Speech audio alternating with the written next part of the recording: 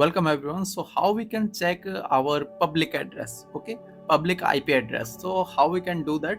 So open the Chrome browser, any browser you can open, okay. So I'll open Chrome browser. Here you have to search what is my IP, okay, what is my IP, search, okay, search here on Google. The first link will appear, okay. So open the first link. When you open the first link, it will show you the IP address of your public IP address. Just like you can see my public IP address and my IP version 4 public IP address and IP version 6 public IP address. The public IP address will automatically change time to time, so it will not a static IP.